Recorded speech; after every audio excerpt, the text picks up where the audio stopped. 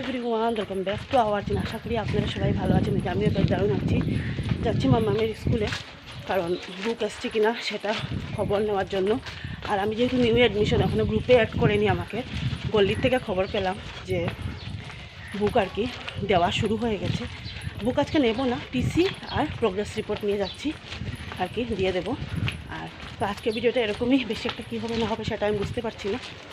ভিডিওটা ভালো লাগলে প্লিজ নো স্কিপ করে দেখবেন। আর যা রোদ কিছু না, সামনে জেরক্স করিয়ে অটোতে উঠে যাব।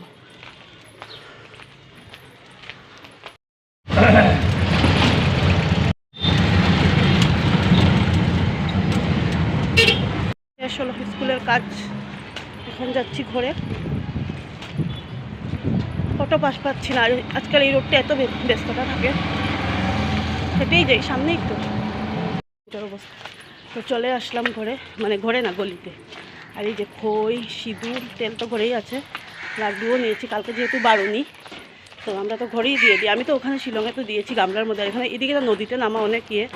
আর কালকে মামামের বুক আনতে হবে, আমি যেতেও পারবো না, ওইদিকে অন্নপূর্ণা ঘাট আছে, তো আমি গামলাতেই দেবো। মা তো বোধহয় টেপে দে, মানে সাপ্লাইতে দিয়ে দে। ওইটা দুধও আছে মধ্যে,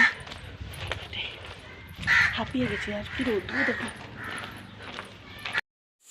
তো ভাত টাত খেয়ে অল্প একটু ভাত খেয়েছিলাম, কালকের বাসি ভাত ছিল, আর একটু তরকারিও ছিল, দেখলাম নষ্ট হয়নি।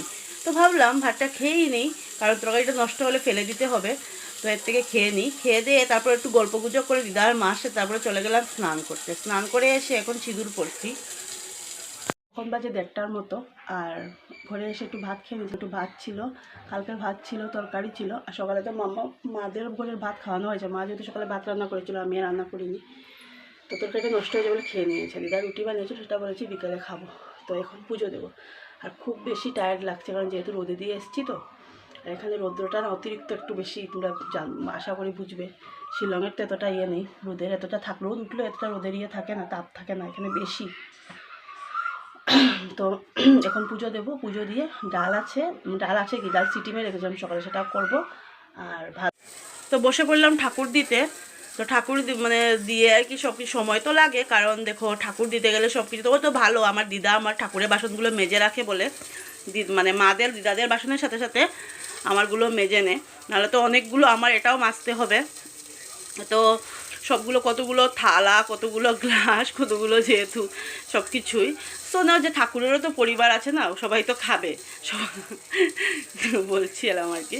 এই যে পুজো দেওয়া কমপ্লিট করলাম, কমপ্লিট করে তারপরে আর কি তোমরা দেখতে থাকো ভিডিওটা। আশা করি আজকে ভিডিওটা ভালো লাগবে। লিগা মানে ক্যামেরা পর্যন্ত ধোয়া কাপড় তো পুরো একদম শেষ, উল্টিয়ে না দিলে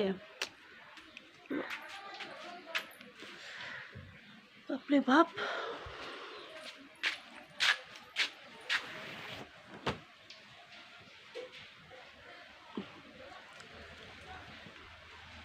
হাওয়াও কিন্তু আছে, হাওয়া যে নেই তা কোনো কথা না, হাওয়াও চলে, কিন্তু ওদের যেহেতু প্রকোপ। আর আমাদের উপরে ফুল থাকে, এই যে উপরে ফুল থাকে, কে পারবে এত উপর থেকে। পিছনে তো গাছে ফুলে ফুল হয়ে যায়, আর পারা হয় না। আর আমি আজকে রান্না বান্না করিনি, খালি শুধু ডাল আর ডিম অমলেট। আর মা তরকারি দেবে। এই দিকটায় আসলে ভালো লাগে, এই দিকটা অনেক ঠান্ডা। ও বলতেছিলাম মা তরকারি দেবে আর কি, নেব। মা বলেছে নেওয়ার জন্য, যদি মা আসে তো মা দেবে, নাহলে পরে নেব। এই দিকটা খুব ঠান্ডা।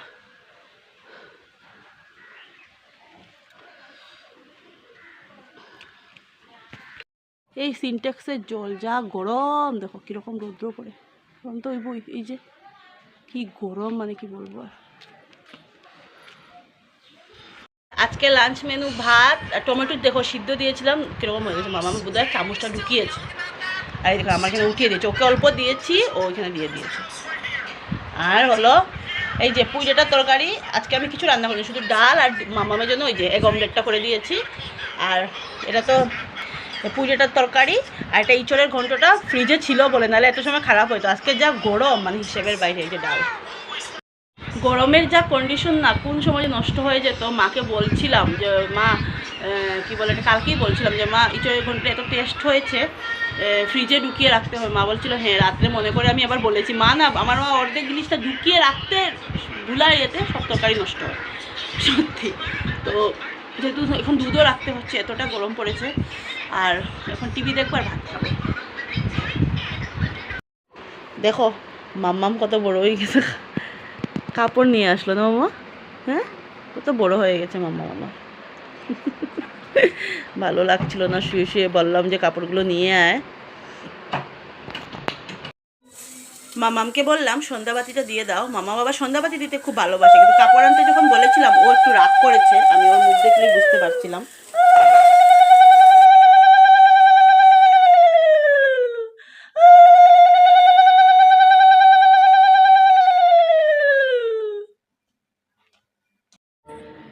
Good evening everyone.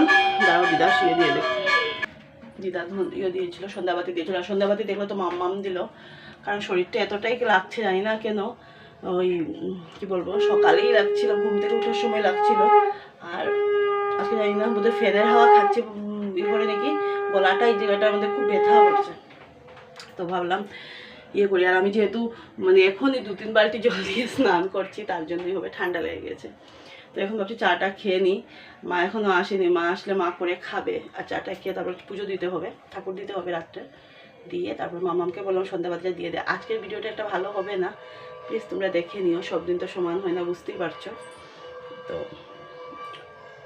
জাস্ট ওই ঘর থেকে এই ঘরে আসলাম, আমি গরমে পুরো একদম ঘেমে নিয়ে যাচ্ছি, আর চুলগুলোকে না এরকম বেঁধেও রাখি, কারণ একদম না এরকম করতে করতে মানে একদম খোপা বাঁধতে বাঁধতে না একদম কীরকম হয়ে গেছে, 2 দিন এরকম বেঁধে বেঁধে তো অল্প একটু ঠিক হয়েছে, জানি না কী করবো।